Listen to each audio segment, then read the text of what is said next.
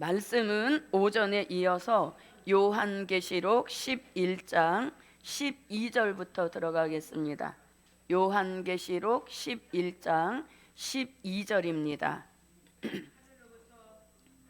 하늘로부터 큰 음성이 있어 이리로 올라오라 함을 저희가 듣고 구름을 타고 하늘로 올라가니 저희 원수들도 구경하더라. 아멘. 네, 자 12절은 11절과 계속 연결이 되는 말씀입니다.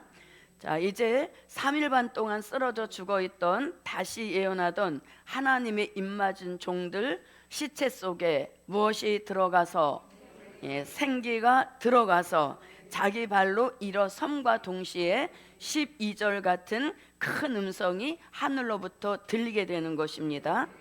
자, 그 음성의 내용은 무엇입니까? 이리로 올라오라. 이것이 이제 생기받아 살아난 종들에게 들려주시는 음성의 내용인 것입니다. 계시록 11장 12절에서 이리로 올라오라, 이렇게 음성이 들리는 겁니다. 그럼 여기서 이리로 올라오라 할 때 그 올라오라는 대상을 본문에서 뭐라고 말씀하셨냐면 저희가 듣고 이렇게 말씀합니다. 이리로 올라오라 하는 음성을 저희가 듣고 이렇게 말씀합니다. 그럼 여기서 저희라고 할 때 이 저희라는 말씀은 요한계시록 11장 3절로 6절에서 하나님의 인을 맡고 다시 예언하던 그 종들을 가리키는 것입니다. 그래서 3절에서도 저희가 굵은 베옷을 입고, 그 다음에 5절에서도 저희를 해하고자 한즉, 6절에서도 저희가 권세를 가지고, 그 다음에 이제 끝나고 죽임을 당할 때에도 7절에서 저희가, 8절에서도 저희 시체가, 계속 저희라는 말씀이 이어져 왔습니다. 그래서 여기서는 이제 다시 예언하던 계시록 7장 1절로 4절 같이 하나님의 입맞은 종들을 가리키는 것입니다. 그런데 오늘 본문에서는 누구는 나오지 않지만, 순교자는 나오지 않지만 순교자도 나온다는 것이 오전 말씀을 통해서 우리가 깨우침을 받은 것입니다. 그러나 요한계시록은 1장 1절 첫머리에서 그 종들에게 보이시려고 기록하셨다 하면서 입맞은 종의 그 역사를 첫머리부터 내세웠기 때문에 요한계시록에서는 입맞은 종에 대한 강조를 계속하고 계십니다. 그러나 선지서와 또 복음서나 또 이렇게 서신서를 볼 때에 순교자도 같이 일어나는 역사있음을 보여주고 있는 것입니다. 그래서 여기 숨어 있지만 결국 누구도 있다. 순교자들도 같이 올라가는 역사있음을 알 수 있는 것입니다. 순교자라 하면 계시록 6장 9절로 11절에 해당되는 그 영혼들을 가리키는 것입니다. 자, 그 다음에 이리로 올라오라 함을 저희가 듣고 이렇게 말씀합니다. 그러니까 이 하나님의 입맞은 종들은 계속해서 귀가 계속해서 열려 있다는 겁니다. 그 귀 열리는 역사는 이미 계시록 1장 3절에서 이 예언의 말씀을 뭐한다? 눈이 열려 읽는 자, 귀가 열려 듣는 자, 여기서부터 귀 열리는 역사가 시작이 되면서 계속 진행되다가 드디어 어디에 와서도 11장 12절에 와서도 저희가 그 음성을 듣고 이렇게 말씀하는 겁니다. 그래서 저도 여러분도 지금은 이 예언의 말씀을 듣는 귀가 열려 있어야 되는 것이고, 그날에 가서는 실질적 이리로 올라오라 하는 음성을 들을 수 있는 그 역사가 제게 여러분에게 함께 하시기를 바랍니다. 그래서 이렇게 귀 열리는 역사가 계속 진행되다가 드디어 올라오라는 음성까지 듣는 그 축복이 있게 되는 것입니다. 자, 그 다음에 이제 보니까 저희가 듣고 구름을 타고 이렇게 돼 있습니다. 구름을 타고 하늘로 올라간다 이랍니다. 구름을 타고 구름 타고 올라간다니까 진짜 구름 타고 올라간다 이렇게 생각하시면 우리 너무 순수한 겁니다. 여기는 이거는 하나님의 영광을 뜻하는 겁니다. 그런데 사명자는 이 구름과 굉장히 연관성이 많이 있습니다. 왜냐하면은 데살로니가 전서 4장 16절로 17절에서도 그 후에 우리 살아남은 자도 저희와 함께 구름 속으로 끌어올려, 거기도 구름이라는 말씀이 나옵니다. 자, 그 다음에 요한계시록 10장 1절로 3절에서도 다시 예언하는 종 뭘 타고 내려온다. 자, 10장 1절로 자 1절을 한번 읽어봅니다. 내가 또 보니 힘센 다른 천사가 구름을 입고 네, 거기서도 또 구름을 입었다 이렇게 말씀하죠. 다 이거는 하나님의 영광을 뜻하는 것입니다. 하나님의 어떤 그 신비로운 역사로 감싼 이런 걸 뜻하는 것이죠. 그래서 마지막에 하나님의 입맞은 종, 다시 예언한 이 종들에게는 하나님의 영광이 항상 함께하고 있음을 알려주는 것이죠. 그 축복이 저와 여러분에게 현재도 구름과 같은 영광으로 우리를 감싸주셔서 어떠한 실수나 부족과 허물이 다 긍휼로 도말되게 하시고 하나님의 영광을 나타낼 수 있는 그 축복이 구름의 축복과 함께 하시기를 바랍니다. 자, 그 다음에 구름을 타고 어디로 올라간다? 하늘로 올라가니 이렇게 말씀합니다. 자, 하늘로 올라가니 이렇게 말씀하는데, 이 하늘이라는 말씀을 데살로니가 전서 4장 16절로 17절에서는 공중 이렇게 말씀하고 있는 것입니다. 자, 이 말씀 한번 보겠습니다. 공중.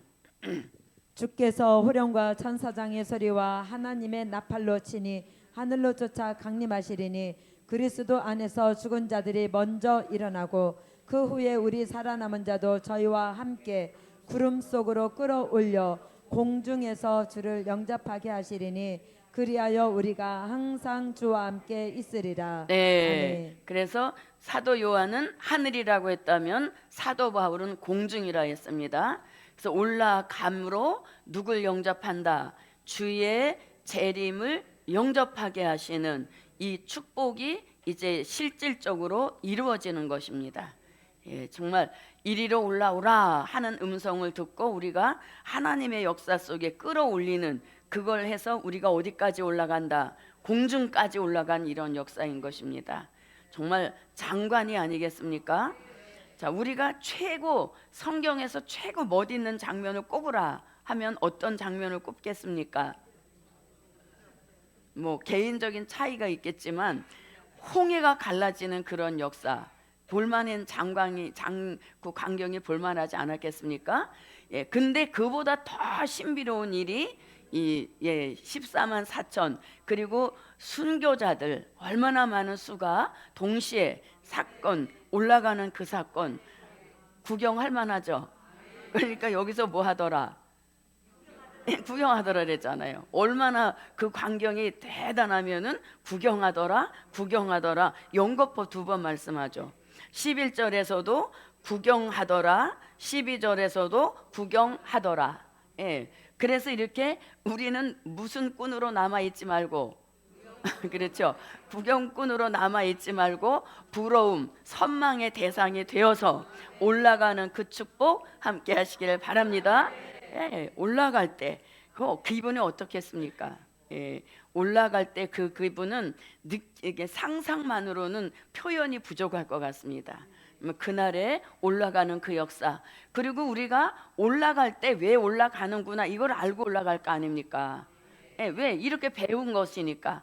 지금은 이제 이 배운 것을 이론으로 공부하는데 그날은 이제 실질적 이루어지는 것이잖아요. 그래서 올라갈 때 설마 현기증 나서 못 올라가는 분은 없겠죠. 근데 사실 이게 어떤 순식간에 올라가는 역사일 겁니다. 아마 순식간에 이렇게 올라가면서 자, 올라가면서 혹시 나랑 그 같이 살던 그 사람도 올라오나? 뭐 이렇게 근데 그런 생각 나지도 않을 겁니다. 야, 올라가면 거기에 예수님이 계시겠지? 예, 그런 기대감과 그런 소망을 가지고 올라가는 이러한 역사인 것입니다. 그래서 저도 여러분도 이 사명자에 가는 길이 평탄치 않은 일들이 순간들이 혹시 온다 할지라도 예, 그럴 때마다 이 어마어마한 광경을 그리시고 예, 또 거기에다 소망을 두시고 그때마다 힘을 받아 달려갈 수 있는 그런 은혜가 함께 하시기를 바랍니다. 예, 그래서 이제 쫙 올라가는 그 역사 속에 올라갔더니 누가 예수님이 계시면서 얼마나 우리를 환영해 주시겠습니까? 예, 그래서 이거는 뭐 말로 표현할 수 없는 그런 역사인 것이죠. 자, 그러면 이리로 올라오라 할 때 우리가 벙어리가 아닌 이상 뭐라고? 네, 네, 이런 이제 우리가 화답을 하고 올라가는 것이 되겠습니다. 자, 한번 읽어보겠습니다. 이것들을 증거하신 이가 가라사대 내가 진실로 속히 오리라 하시거늘 아멘. 주 예수여 오시옵소서. 주 예수의 은혜가 모든 자들에게 있을지어다. 네, 그래서 이리로 올라오라 할 때 다 같이 시작. 아멘. 주 예수여 오시옵소서. 예, 그런 그 실질적 그런 역사가 복음 받아 그 우리가 땀을 흘리고 눈물 흘렸던 그 수고가 헛되지 않게 하시고 반드시 이 자리에 저도 여러분도 동참합시다.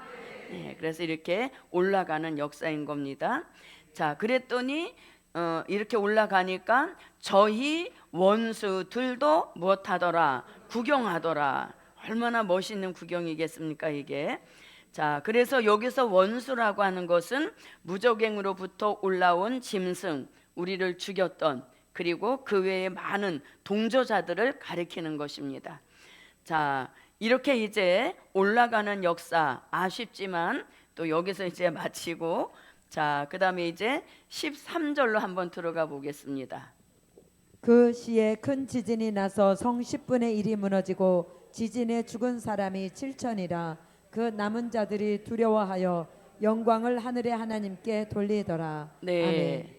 자, 이 말씀이 요거 들어가기 전에 한번 정리를 해보고 들어갈게요. 어떻게 정리를 하는가 하면 자, 한번 정리해 볼게요. 자, 첫째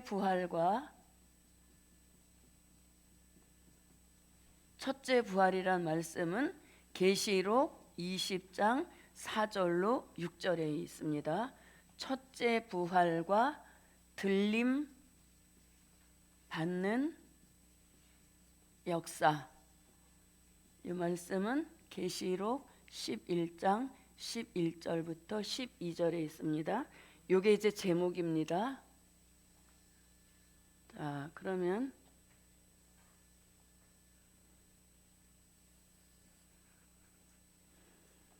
자, 첫째 부활과 들림 받는 역사. 자, 그럼 여기 한 칸 더 나누어 보고 자, 대상입니다. 첫째 부활에 누가 살아나느냐? 그 대상을 계시록 20장 4절에 보니까 누가 살아난다? 순교자들이 살아난다는 것입니다. 그럼 순교자라는 말씀은 계시록 6장 9절로 11절에 해당되는 순교자인 것입니다.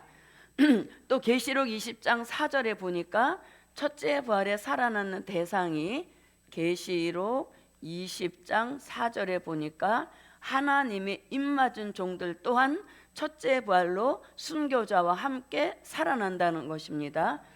여기서 입맞은 종들이란 계시록 7장 1절로 4절을 뜻하는 겁니다. 자, 그럼 먼저 첫째 부활을 한번 읽어봅니다. 계시록 20장 4절부터 6절입니다. 또 내가 보자들을 보니 거기 앉은 자들이 있어 심판하는 권세를 받았더라.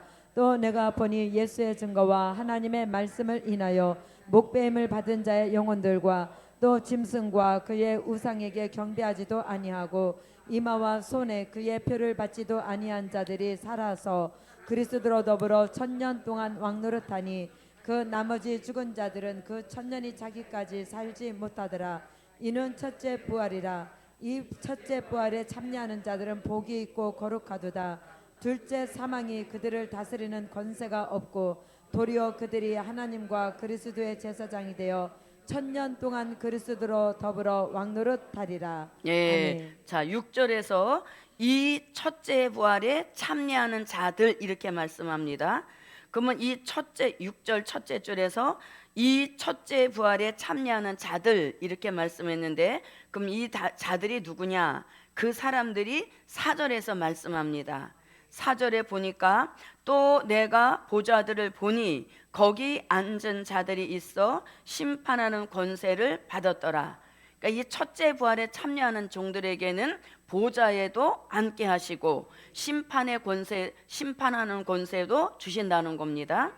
그리고 나서 이제 그 첫째 부활에 참여할 자들이 누군가를 알려줍니다. 내가 보니 예수의 증거와 하나님의 말씀을 인하여 목배임을 받은 자의 영혼들이 뭐에 참여할 자들이다. 첫째 부활에 참여할 자들이란 얘기인 것입니다. 그래서 첫째 부활에 또 들림받는 역사에 그 해당되는 대상은 20장 4절에 보니까 순교자란 얘기인 것입니다. 자, 그 다음에 또 짐승과 그의 우상에게 경배하지도 아니하고 이마와 손에 그의 표를 받지도 아니한 자들이 살아서 여기에 해당되는 종들은 하나님의 입맞은 종들입니다. 그래서 첫째 부활에 살아나서 들림받아 올라갈 종들은 순교자와 입맞은 종이라는 사실을 가장 정확하게 말해준 곳이 계시록 20장 4절인 것입니다. 그래서 이 사람들 외에는 죽은 자로서 첫째 부활에 살아나는 사람은 없다는 얘기인 겁니다. 그리고 첫째 부활이란 말씀이 여기 나오지만 실제 살아나서 올라가는 것은 여기서 있게 된 일인 것입니다. 이미 다시 예언을 마치고 3일 반 동안 쓰러져 죽어 있다가 생기받아 일어나 올라가는 역사가 여기서 있는 것이지 여기는 아니란 얘기인 겁니다. 그래서 첫째 부활이라는 말씀은 20장에 나왔지만 실제 살아나서 올라가는 건 여기서 있게 된다는 얘기인 것입니다. 자, 그러면 여기 또 하나 보탠다면 계시록 12장 5절에서도 들림받아 올라가는 것을 한 번 더 반복한 말씀입니다. 12장 5절을 한번 봅니다. 여자가 아들을 낳으니 이는 장차 절정으로 만국을 다스릴 남자라.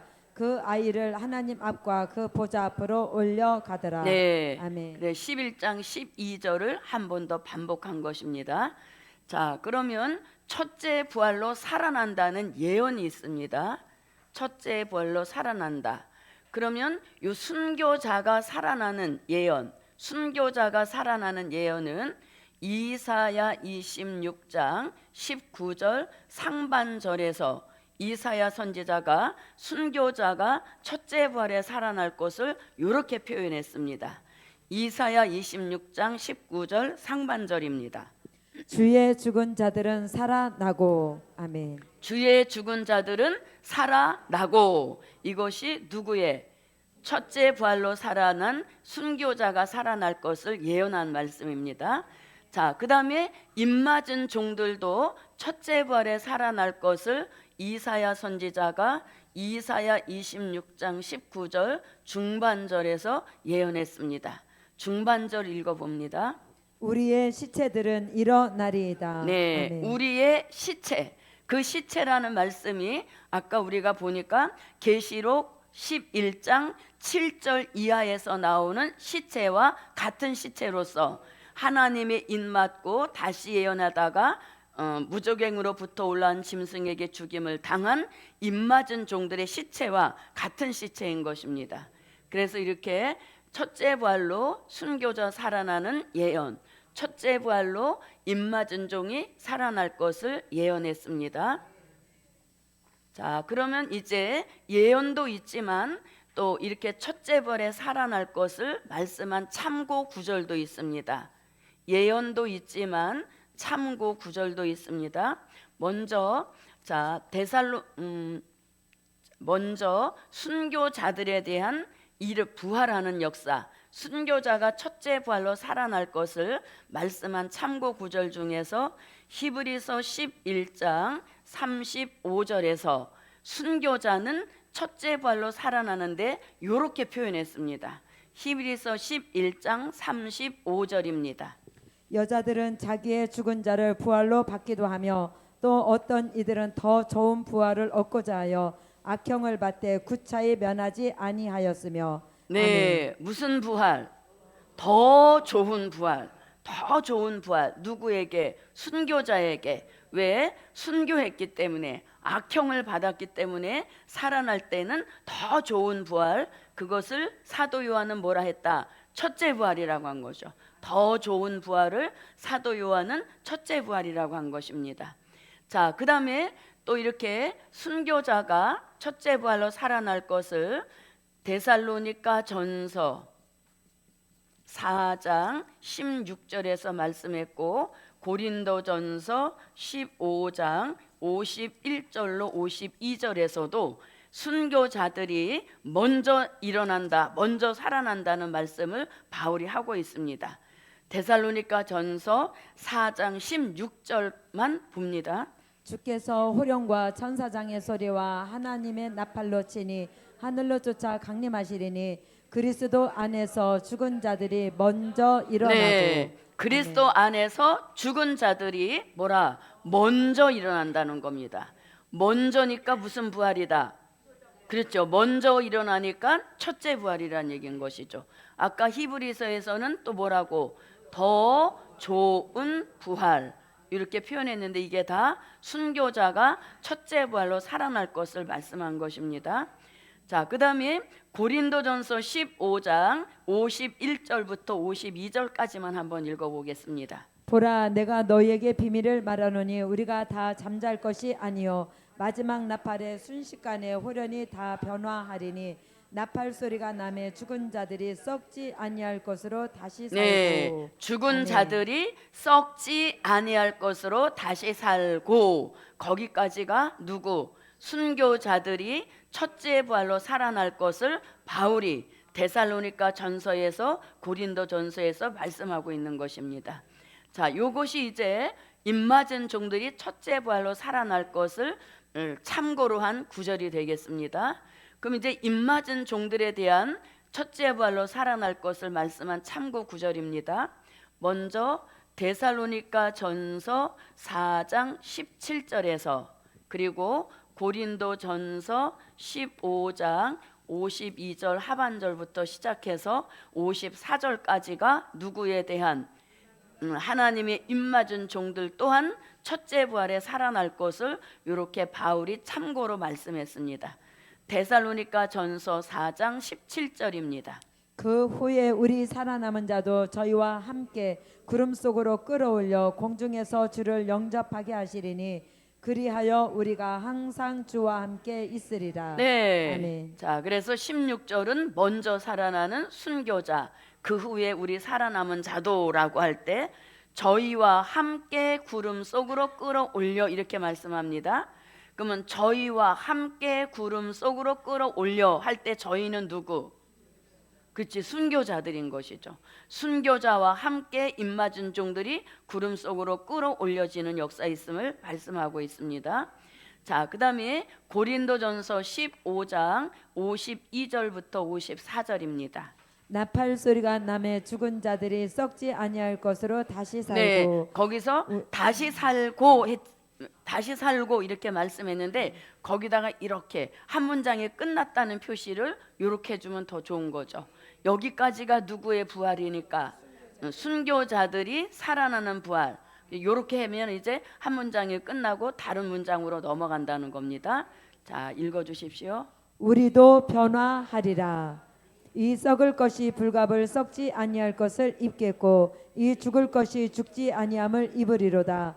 이 썩을 것이 썩지 아니함을 입고 이 죽을 것이 죽지 아니함을 입을 때에는 사망이 이김에 삼킨 바 되리라고 기록된 말씀이 응하리라. 아멘. 자, 이렇게 해서 이제 바울은 입맞은 종들도 순교자와 함께 살아날 것을 말씀하고 있습니다. 자, 이렇게 해서 이제 예언만 있는 것이 아니라 이런 참고 구절도 있음을 알아봤습니다. 자, 그 다음에 이제 이렇게 첫째 부활할 때, 첫째 부활에 참여할 때 이제 언제냐 이거죠. 때가 첫째 부활이 언제 있느냐, 들림받는 역사 언제 있느냐, 때를 말하는 겁니다. 첫째 부활에 언제 있느냐, 언제 있습니까? 주의 재림 때, 이렇게 말하면 더 정확한 겁니다. 왜냐하면 우리가 계속 읽어봤습니다. 바울이 주께서 호령과 천사장의 나팔로 친히 강림하실 때 그리스도 안에서 죽은 자들이 먼저 일어난다 하는 걸 볼 때 첫째 부활은 주의 재림 때 있다는 것을 알려주는 역사입니다. 또 고린도전서 15장 51절로 54절에서도 주의 재림 때 살아나서 들림받는 역사 있음을 알려주는 것입니다. 그래서 첫째 부활은 언제 있다?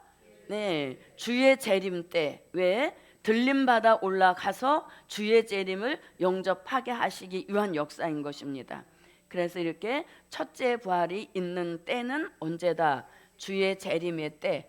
성경 구절 쓰시면 좋습니다.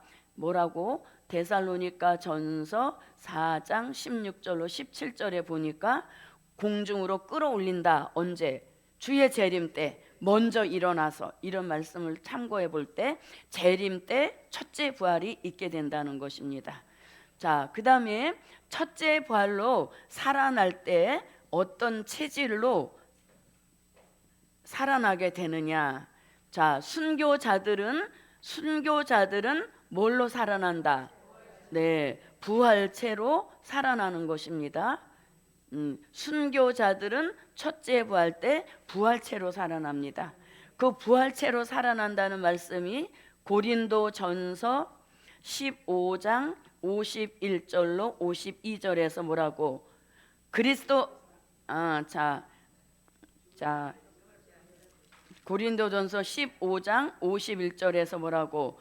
마지막 나팔에 순식간에 호련이 다 변하리니 나팔 소리가 나매 죽은 자들이 썩지 아니할 것으로 다시 산다. 다시 산다는 게 무슨 뜻? 부활한다는 거죠. 다시 산다는 것은 부활한 몸으로 다시 살아난다는 겁니다. 그래서 순교자들이 첫째 부활로 살아날 때는 부활체로 살아난다는 것입니다. 자, 그 다음에 입맞은 종들이 첫째 부활로 살아날 때는 뭘로 살아난다? 변화체로 살아날 것을 고린도전서 15장 52절로 54절에서 뭐라고 말씀했습니까? 우리는 어떻게 된다? 네, 변화하는데 어떤 몸으로 변화된다? 죽을 몸이 죽지 않고 썩을 몸이 썩지 않을 몸으로 변화하리니 해서 그 몸을 변화체라고 하는 것입니다. 그래서 변화체가 되게 하시려고 이사야 25장 6절로 8절 같이 골수의 기름 같은 요한 계시록, 오래 저장한 맑은 포도주 같은 선지서의 말씀, 즉 될 일의 말씀을 계속적으로 먹여주신 이 역사로 변화체가 되게 하시는 것입니다. 그래서 이렇게 첫째 부활과 들림받는 역사를 이렇게 한번 알아보기 쉽게 정리했습니다. 자, 그러면 첫째 부활에 살아날 대상은 계시록 20장 4절에서 정확하게 말씀해 주시는데 순교자들과 하나님의 입맞은 종들이 첫째 부활로 살아날 유일한 대상이란 이야기인 것입니다. 그리고 첫째 부활로 순교자가 살아날 예언을 이사야 26장 19절 상반절에서 해놓은 것이고, 또 입맞은 종들도 첫째 부활에 살아날 것을 이사야 26장 19절 중반절에서 예언해 왔습니다. 또 그 외에 이 첫째 부활로 살아날 참고 구절이 있습니다. 히브리서 11장 35절에서는 더 좋은 부활로 순교자가 첫째 부활로 살아날 것이고, 또 데살로니가 전서 4장 16절에서 순교자들은 어떻게 먼저 일어난다 그랬습니다. 그리고 고린도전서 15장 51절로 52절에서도 순교자가 살아날 것을 말씀했습니다.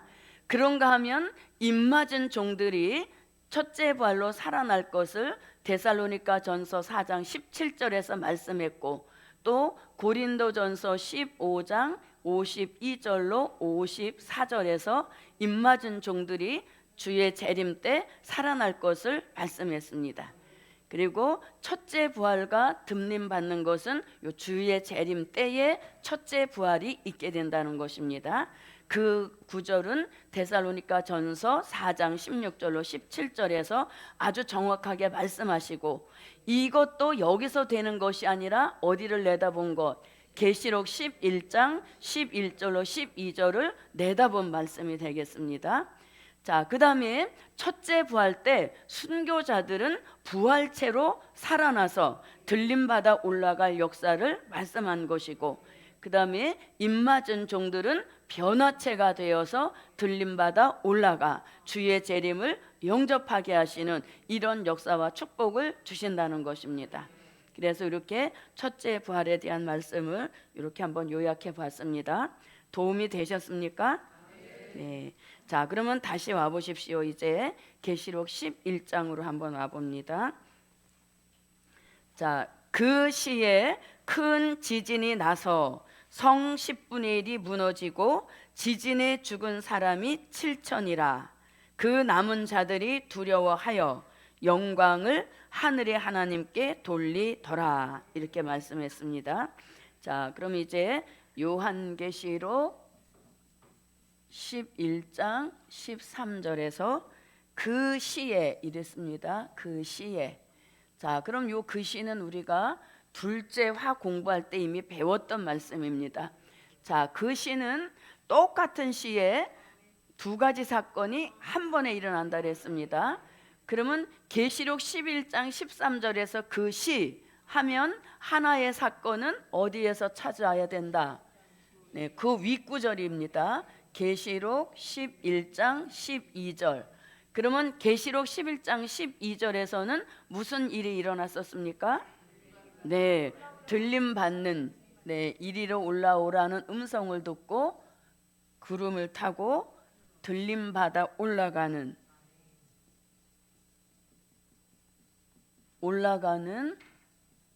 이 역사가 그 시에 일어난 것입니다. 그리고 또 하나의 그 시는 본문 계시록 11장 13절에서 찾아야 됩니다. 그러면 이제 13절로 와서 그 시에 무슨 일이 일어났는가 보니까, 그 시에 큰 지진이 나서 성 10분의 1이 무너지고 지진에 죽은 사람이 7천이라. 이렇게 말씀합니다. 자, 큰 지진이 났다 할 때 본문에서 말씀하시는 큰 지진입니다. 자, 우리가 지진은 자연 지진과 그 다음에 인공 지진이 있음을 알 수 있습니다. 자, 자연 지진은 그야말로 자연을 통해서 오는 재해를 통해서 자연 재해를 통해 오는 지진을 가리키는 겁니다. 그 다음에 인공 지진은 사람의 어떤 인위적인 방법을 통해서 지축이 흔들리는 그런 지진을 가리키는 겁니다. 이 지진은 결국 요한계시록 9장 13절로 19절에서 말씀하시는 유브라데 전쟁, 중동 전쟁을 통해 각종 뭘 터뜨릴 때 핵폭탄을 터뜨리고 강력한 무기를 터뜨림으로 인하여서 오게 된 인공 지진을 뜻하는 것입니다. 유브라데 전쟁을 통해서 무기를 통해서 오게 되는 인공 지진이란 얘기인 것입니다. 그러니까 자연 지진은 아니란 얘기인 것이죠. 예, 그래서 이 지진은 아니고 인공 지진이 일어난다는 것입니다. 자, 그러면 이것이 이제 인공 지진으로서 유브라데 전쟁이라 요걸 말할 때, 자, 여기서 이제 그 시라는 말씀이 나옵니다. 그럼 그 시라는 말씀이 요한계시록 9장 15절에 보면 중동 전쟁, 유브라데 전쟁 일어나는 년, 월, 일, 시까지 다 이미 보좌 앞에는 예정되어 있다는 것입니다. 한번 계시록 9장 15절입니다. 내 천사가 놓였으니 그들은 그 년 월 일시에 이르러 사람 3분의 1을 죽이기로 예비한 자들이더라. 네, 아멘. 그 년, 월, 일, 시까지 다 예정이 돼 있습니다. 그러니까 정말 모든 것은 하나님이 하신다는 그 말씀을 또 확인해 주시는 겁니다. 뭐까지, 시간까지 다 정해 있는 거죠. 그래서 그 년, 그 월, 그 일, 그 시. 그래서 여기서 계시록 11장 13절에서 그 시라고 할 때 그 시는 계시록 9장 15절에서 말씀하시는 유브라데 전쟁 일어나는 그 시와 같은 시란 얘기인 겁니다. 그리고 잘 보십시오. 자, 이게 인공지진일까? 조금 껄끄름한 생각을 가지실 분들도 있을 수 있습니다. 그러면 이게 인공지진으로서 유브라데 전쟁 때 터트린 무기로 인한 인공지진이라는 것을 좀 찝찝해 이런 분들에게 확신을 주는 말씀이 있어요. 그게 어디냐면 14절입니다. 계시록 11장 14절을 한번 읽어봅니다. 둘째 화는 지나갔으나 보라 셋째 화가 속히 이르는도다. 네. 아멘. 자, 둘째 화는 지나갔다. 지나갔다라고 하면 둘째 화를 어디서 찾아볼 수 있습니까? 13절에서 둘째 화를 찾는 것입니다. 자, 그러면 13절에 들어가니까 지진 얘기 나왔습니다. 요게 또 미흡해. 이거 진짜야? 미흡해. 그러면 또 요 둘째 화라는 말씀을 어디 가서 더 확인할 수 있냐면 계시록 9장 12절로 13절을 한번 보겠습니다. 첫째 화는 지나갔으나 보라 아직 이후에 화 둘이 이르리로다. 네, 아멘. 아직도 이후에 화 둘이 이르리로다. 이렇게 말씀했습니다. 그리고 나서 13절에서 여섯째 천사가 나팔을 불매 내가 들으니 하나님 앞 금단 넷불에서 이제 뭐가 난다? 유브라데 전쟁 일어난 것을 이야기하고 있는 거죠. 그래서 12절에서 첫째 화는 지나갔지만 이제 화 둘이 이를 것이다 해놓고 가장 먼저 등장한 것이 여섯째 나팔 불고 이루어지는 유브라데 전쟁을 말씀한 겁니다. 그래서 둘째 화는 결국 뭐로 오는 화다? 네, 유브라데 전쟁으로 오는 화라는 것을 곳곳에서 알 수 있게 되는 겁니다. 그래서 그 시라고 하는 것은 이런 의미를 가지고 있는 겁니다. 그러니까 그 시는 들림받아 올라가는 그 시와 또 중동 전쟁에서 여섯째 나팔 불고 일어나는 유브라데 전쟁이 동시 사건으로 일어난다는 얘기인 겁니다. 그러면 여러분 잘 보십시오. 자, 들림받아 올라가는 종의 입장. 자, 들림받기 전에 뭘 했습니까? 다시 예언을 한 것입니다. 예, 다시 예언을 하는 그 역사는 전 3년 반으로서 다섯째 나팔 불면서 다시 예언이 들어간 겁니다. 그리고 다시 예언이 끝나면서 다시 예언이 끝나면 결국 무슨 나팔도 끝나는 것? 다섯째 나팔도 끝나는 거죠. 그래서 들림받아 올라가는 그 시를 나팔로 보게 되면 다섯째 나팔 끝에 예, 다섯째 나팔 끝날 그 시에 올라간다는 얘기인 것이죠.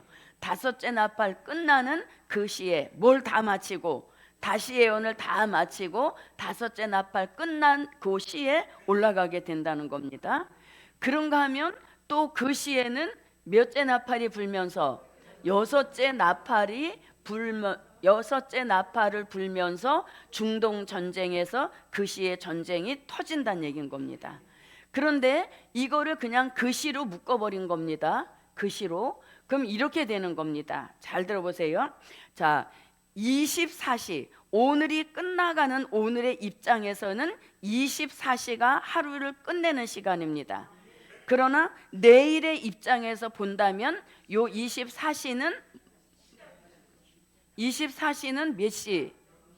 0시죠. 예, 그래서 오늘의 입장에서 끝나는 시간은 24시인 것이고 또 내일이 시작되는 입장에서 본다면 그 24시가 0시란 얘기인 겁니다. 그게 딱 그런 의미예요. 들림받아 올라가는 종의 입장에서는 다섯째 나팔 끝나고 올라가는 것이고 중동 전쟁의 입장에서 본다면 그 시는 여섯째 나팔 불고 일어나는 유브라데 전쟁이 일어나는 시기란 얘기인 것입니다. 그래서 요거를 우리가 바로 분별하면은 굉장히 큰 도움이 되는 게 있습니다. 뭐가 도움이 되는가 하면, 자 보십시오. 우리가 아까 공부했습니다. 자 고린도전서를 한번 보겠습니다. 고린도전서 15장 51절부터 54절입니다. 보라, 내가 너희에게 비밀을 말하노니 우리가 다 잠잘 것이 아니요 마지막 나팔에 순식간에 호련히 다 변화하리니 나팔 소리가 나매 죽은 자들이 썩지 아니할 것으로 다시 살고 우리도 변화하리라. 이 썩을 것이 불갑을 썩지 아니할 것을 입겠고 이 죽을 것이 죽지 아니함을 입으리로다. 이 썩을 것이 썩지 아니함을 입고 이 죽을 것이 죽지 아니함을 입을 때에는 사망이 이김에 삼킨 바 되리라고 기록된 말씀이 응하리라. 아멘. 자 여기서 그 시가 다섯째 나팔, 여섯째 나팔 이렇게 나옵니다. 그 다음에 자 이 말씀을 왜 했는가 하면은 보십시오. 자 고린도전서 15장 51절로 54절에서 체질이 변화돼서 뭐 하는 겁니까? 이제 여기서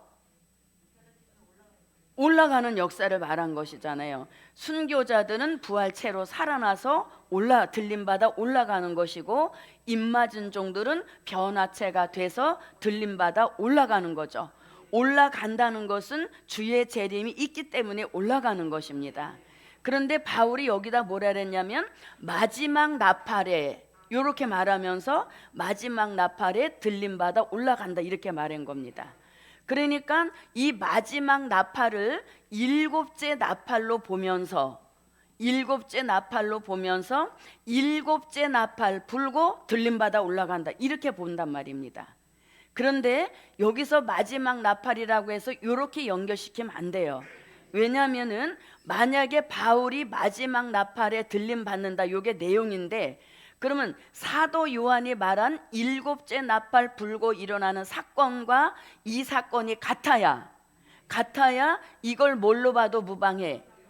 그렇지, 일곱째 나팔로 봐도 무방한 겁니다. 그러면 실제 일곱째 나팔 불고 어떤 일이 일어나는가 한번 봅니다. 일곱째 나팔은 계시록 10장 7절에서 말씀했고, 이게 진짜 계시록 11장 15절에 와서 이루어지는 겁니다. 그러면 10장 7절에서 뭐라고? 일곱째 천사가 소리내는 날 그 나팔을 불게 될 때에 하나님의 비밀이 그 종 선지자들에게 전하신 복음과 같이 이루리라 그랬습니다. 그 선지자들, 그 종 사도 요한과 16명의 선지자들이 예언해 놓은 모든 말씀들이 일곱째 나팔 불면 다 이루어진다 그랬습니다. 그리고 실제 나팔 부는 거는 11장 15절에 가서 부는 것입니다. 11장 15절을 한번 읽어봅니다. 일곱째 천사가 나팔을 불매 하늘에 큰 음성들이 나서 가로되 세상 나라가 우리 주와 그 그리스도의 나라가 되어 그가 세세토록 왕노릇 하시리로다 하니. 네. 아멘. 자, 일곱째 나팔을 불면, 여기서 일곱째 나팔을 불면 세상 나라를 이미 뭐 하시고, 자, 일곱째 나팔을 불면 공중에 계시던 예수님은 이제 내려오시는 겁니다. 내려오시는데 일곱째 나팔 불고 올라간다는 것은 말이 안 되는 겁니다.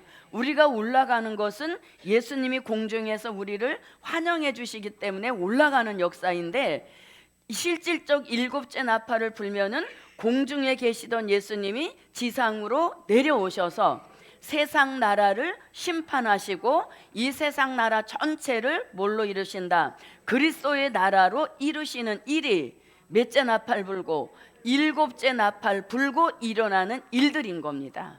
그래서 바울이 마지막 나팔에 우리가 순식간에 호련히 변화돼서 이렇게 올라갈 것이다 이렇게 말한 내용과 진짜 일곱째 나팔 불고 일어나는 역사는 전혀 반대의 이야기란 얘기인 것입니다.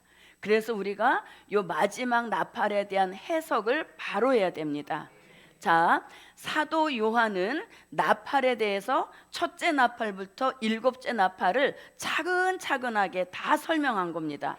첫째 나팔 불면 이런 일 일어난다, 둘째 나팔 불면 이런 일 일어난다 하면서 쭉 해서 일곱째 나팔까지 일어날 일들을 상세하게 기록한 겁니다. 그래서 사도 요한은 계시록 1장 2절에서 나는 다 증거했다 그랬습니다. 그 다 증거했다는 말씀 안에는 나팔에 대하여서도 다 증거했다, 이런 의미가 들어가 있는 겁니다. 그러나 바울은 고린도 교회에다가도 요 주의 재림을 말씀했고, 또 아까 데살로니가 교회에도 주의 재림을 말씀했습니다. 그래서 여기서도 나팔 얘기했습니다. 그러나 이 사도 바울은 첫째 나팔, 둘째 나팔 이런 말 전혀 하지 않고 그냥 마지막 나팔에 이렇게 말씀한 것이죠. 그래서 마지막 나팔이라고 해서 일곱째다 갖다 붙이면 안 된다는 얘기인 겁니다. 왜? 사도 바울은 자기 말처럼 계시에 대하여 대강 기록했기 때문에 이거는 마지막 때 부는 나팔, 마지막 때 부는 나팔, 이렇게 보는 게 합당한 것이지, 이거를 마지막 나팔, 일곱째 나팔로 갖다 붙이게 되면 영 이건 안 맞는다는 얘기인 겁니다. 그래서 우리가 요거를 또 잘 증명해 줄 수 있는 말씀이 그 시인 거예요. 우리는 언제 올라간다고? 그렇지, 그 시에 올라가는 거잖아요. 중동 전쟁이 막 일어날 때 그때 올라간다는 거잖아요. 그럼 중동 전쟁은 몇째 나팔 부는데? 여섯째 나팔, 그때 우리가 다섯째 나팔 끝, 여섯째 나팔 요때 올라가는 겁니다. 그래서 여기서 마지막 나팔에 올라간다는 것을 일곱째 나팔로 보면 이 말씀에도 어긋나게 된다는 거죠. 그 시에 일어날 사건과도 맞지 않다는 얘기인 거예요. 그래서 그 시가 단순히 이렇게 두 가지 사건만 가르쳐주는, 요것도 우리가 분명히 구분해서 알아야 되지만, 이 말씀 이면에는 이거를 자꾸 일곱째 나팔이라 해가지고 이때 올라간다고 하는 사람들이 있기 때문에 그거를 딱 정확하게 이게 아니라 틀렸다는 것을 알려줄 수 있는 그 시란 얘기인 겁니다. 그래서 우리가 들림받아 올라가는 것은 일곱째 나팔이 마지막 나팔이 아니라는 얘기인 거죠.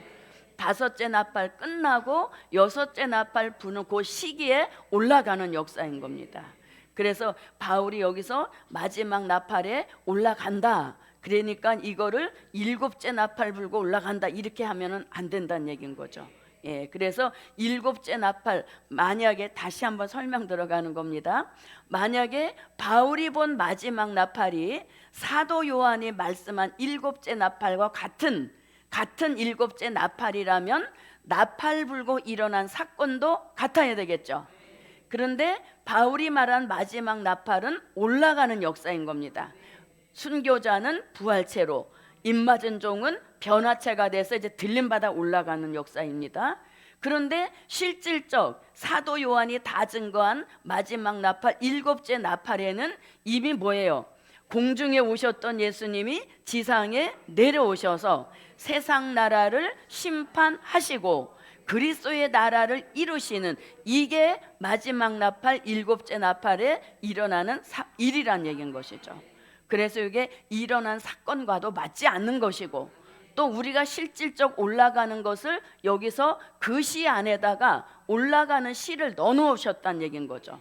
그럼 올라가는 그 시는 다섯째 나팔 끝나고 중동 전쟁 알리는 여섯째 나팔 불기 직전에 올라간다는 얘기인 거죠. 그래서 바울이 말한, 만약에 그냥 이거를 뭐 마지막 나팔, 마지막 때 부는 나팔 이렇게 보지 않고 그냥 나팔이라고 본다면 다섯째 나팔 끝, 여섯째 나팔 시작되는 그 시점에 올라간다, 이렇게 해야 되는 거예요. 예, 그래서 우리가 이 글씨가 굉장히 중요한 단서를 알려주는 겁니다. 뭐가 틀렸다고? 이거를 일곱째 나팔이라 생각하고 일곱째 나팔 불고 올라간다, 대부분이 그렇게 말한단 말입니다. 예, 말세론 하는 분들이. 그러나 이거는 일곱째 나팔로 보면 안 된다. 첫째는 왜 안 된다? 왜 안 된다? 일어나는 사건이 틀리다는 얘기입니다. 바울은 올라간다 했고 사도 요한은 그리스도의 나라로 이루어지는 역사, 내용의 첫째는 틀리다는 얘기인 거죠. 그리고 들림받는 그 시도, 이미 계시록 11장 13절에서는 요때 올라간다는 것을 말씀했다는 얘기인 것이죠. 그래서 이걸 몇째 나팔로 보면 안 된다. 네, 7째 나팔로 보면 안 되고, 구태여 나팔 얘기를 한다면 요렇게 얘기를 하는 거죠. 5째 나팔 끝나고 6째 나팔 불기 직전, 그때 올라간다. 요렇게 하면 이게 무리수 없이 풀어지게 되는 겁니다. 그러나 7째 나팔이라고 하는 것은 전혀 맞지 않다는 것을 저도 여러분도 바로 깨달으시기를 바라겠습니다. 네, 그래서 오늘은 여기까지 하고 이제 다음 달 성회 때는 13절에 아직 안 한 거 있습니다.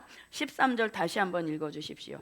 그 시에 큰 지진이 나서 성 10분의 1이 무너지고 지진에 죽은 사람이 7천이라. 그 남은 자들이 두려워하여 영광을 하늘의 하나님께 돌리더라. 네. 아멘. 자, 성 10분의 1이 무너지고, 이거는 무슨 뜻인가 하면 유브라데 전쟁이 일어나는 중동 지역에 큰 변화가 일어난다는 겁니다.